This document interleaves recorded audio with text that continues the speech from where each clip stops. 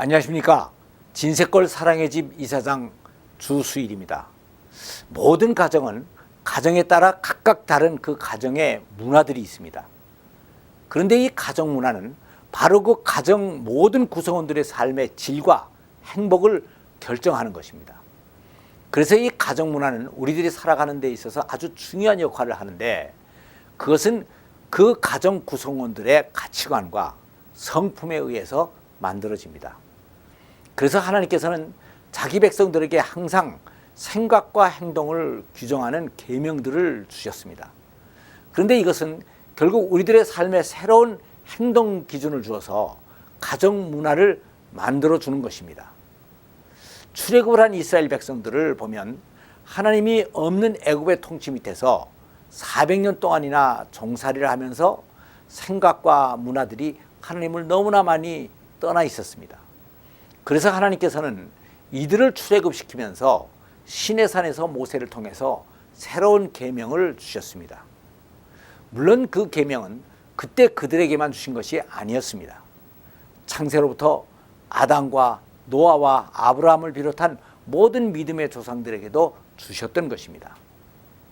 그러나 그 후손들은 항상 이 명령을 어겼기 때문에 원래 하나님께서 그들에게 주시고자 하셨던 풍성하고도 행복한 삶을 다 잃어버릴 수밖에 없었습니다. 이것을 답답하게 여기신 하나님께서는 최종적으로 이스라엘 백성들에게 시내산에서 모세를 통하여 새로운 계명을 주셨던 것입니다.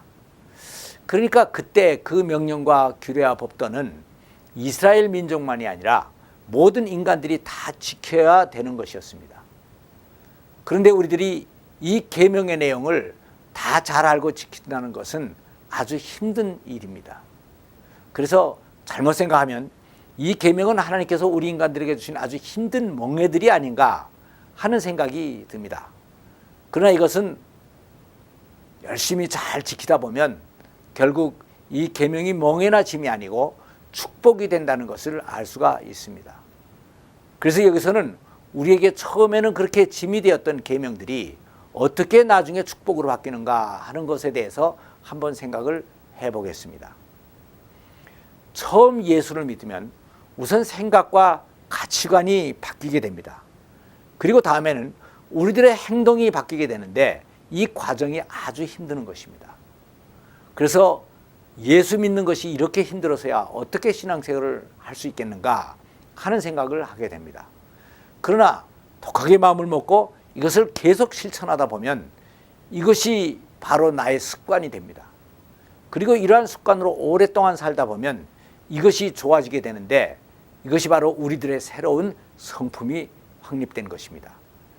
이렇게 해서 나의 성품이 바뀌고 또 너의 성품이 바뀌고 우리 모든 가족들의 성품이 바뀌면 우리 모두가 행복을 누릴 수 있는 새로운 가정의 문화가 생겨나게 되는데, 그러면 이때부터는 우리들이 이 문화 속에서 그렇게 큰 힘을 들이지 않고도 마음껏 행복을 누릴 수가 있게 되는 것입니다.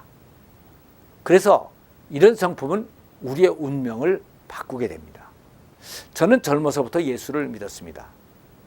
그런데 그때 성경을 읽었더니 성경은 내가 하고 싶은 것은 다 하지 말라고 하고 또 하기 싫은 것은 다 하라고 했구나 하는 생각이 들었습니다. 그래서 신앙생활은 아주 힘든 고통의 길이라고 생각을 했었습니다.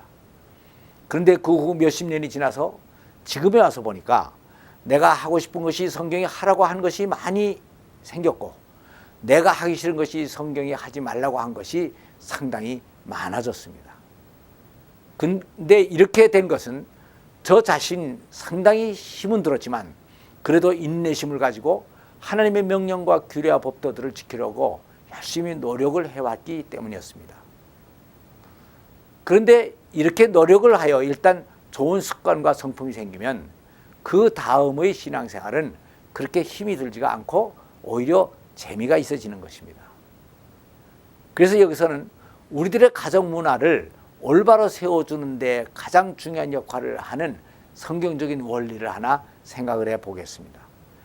창세기 2장 24절을 보면 이러므로 남자가 그 부모를 떠나 아내와 연합하여 둘이 한 몸을 이룰지로다 라고 하는 말씀이 있습니다.